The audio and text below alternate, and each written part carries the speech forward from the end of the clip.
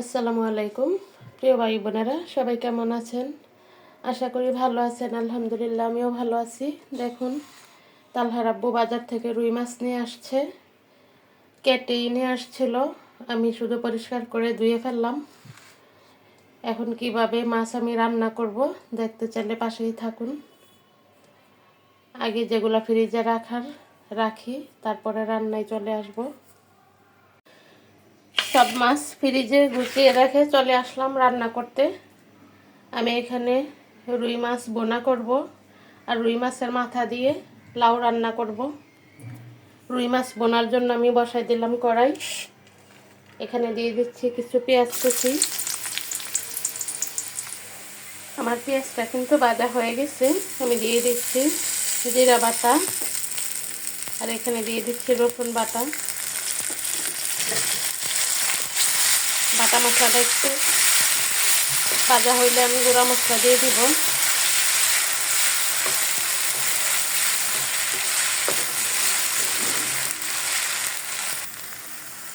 এখন আমি গুঁড়া মশলাটা দিয়ে দিলাম।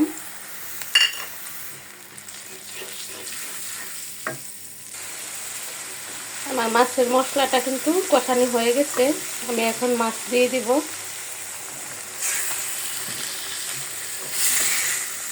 আমার শ্বশুর বাড়িতে এভাবে মাছ রান্না করে, ওরা ভাজা কম খায়। আমার বাবার বাড়িতে আবার আমরা ভেজে খাই সব কিছু। মাছটা একটু কষানি হোক, তারপর আমি পানি দিয়ে দিব। এবার আমি বসাই দিব লাউ তরকারিটা। তার জন্য দিয়ে দিলাম তেলে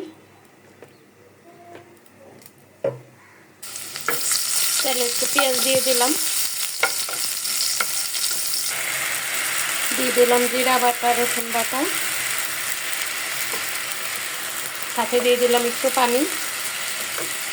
লাউটা আমি গুঁড়ামরিচ কম দিব, কাঁচামরিচ দিয়ে রান্না করব। অল্প একটু হলুদ দিব, দিয়ে দিলাম একটু হলুদের গুঁড়া, আর অল্প করে দিয়ে দিলাম মরিচের গুঁড়া। পরিমাণ মতো দেব লবণ, দিয়ে দিলাম কাঁচামরিচ।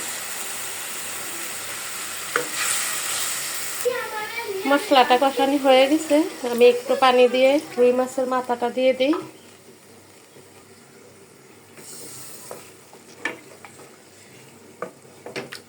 মাছের মাথাটা কষানি হইলে আমি লাউ দিয়ে দিব।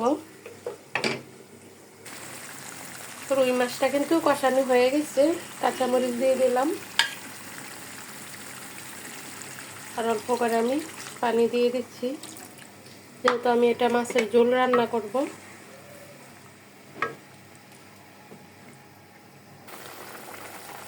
রুই মাছের মাথাটা কিন্তু কষানি হয়ে গেছে, আমি এখন লাউ দিয়ে দিব। আমার মাছ বোনাটা কিন্তু হয়ে গেছে, আমি এখন নামিয়ে ফেলবো। আমার লাউ তরকারিও হয়ে গেছে, আমি এখন নামিয়ে ফেলবো।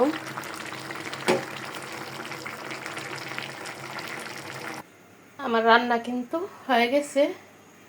রুই মাছের মাথা দিয়ে লাউ, আর এখানে একদম তাজা ফ্রেশ ধনিয়া পাতা দিয়ে রুই মাছের ঝোল রান্না করলাম। সবাই দেখে বলবেন আজকের রেসিপি কেমন হয়েছে। সবাই ভালো থাকবেন। আসসালামু আলাইকুম।